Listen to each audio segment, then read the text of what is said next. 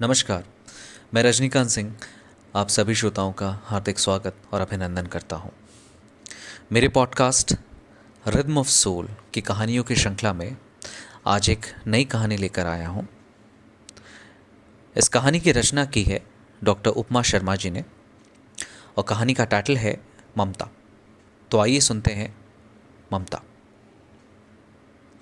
न जाने कितनी देर में खुलेगा यह फाटक। एक गाड़ी निकल गई लगता है और दूसरी आ रही है। हाँ, लग तो ऐसा ही रहा है। ये डुग्गू इतना रो क्यों रहा है तन्वी? आसपास वाले सब इधर ही देखने लगे हैं। एक बच्चा नहीं संभलता तुमसे? स्वर में झुंझलाहट स्पष्ट दिख रही थी पीयूष के। भूखा है, जो दूध साथ में लाई थी गर्मी से खराब हो गया है। पत्नी के स्वर में दुख और बेबसी की स्पष्ट झलक थी। ये रेलवे फाटक भी ऐसी जगह है जहां दूर दूर तक दूध मिलने की संभावना नहीं है, और फाटक बंद से ये जाम। तुम भी दूध अच्छी तरह गर्म करके नहीं रख सकती थी? जब जानती हो तुम्हारे आंचल में कुदरत ने दूध दिया ही नहीं तुम्हारे बच्चे के लिए। सारी खींच तनु पर उतार दी। रखा तो सही से ही था पीयूष, रास्ते में जाम में ज्यादा ही देर हो गई। इसको भी भूख से इसी जंगल में रोना था। और तुम यहां क्या खिड़की पर खड़ी हो? जाओ यहां से। चले आते हैं ना जाने कहां कहां से भिखारी। कुछ मेरे बच्चे को दे दो बाबूजी, भगवान तुम्हारा भला करेंगे। कार की खिड़की पर बच्चे को गोद में लिए वो बेकारन अब भी दीदी आ रही थी।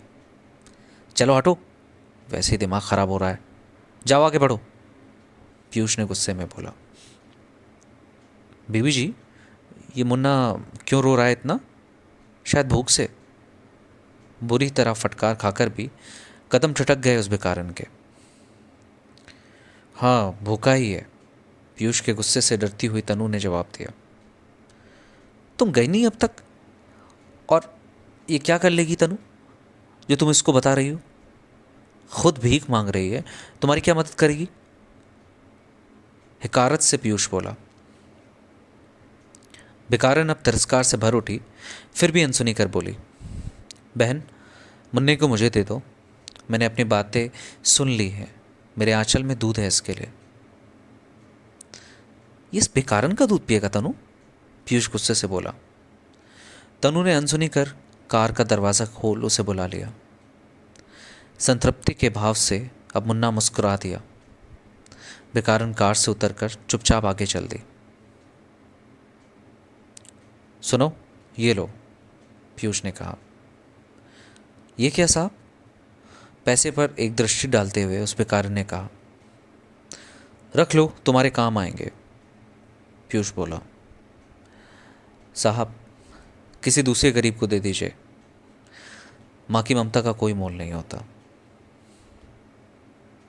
शुक्रिया।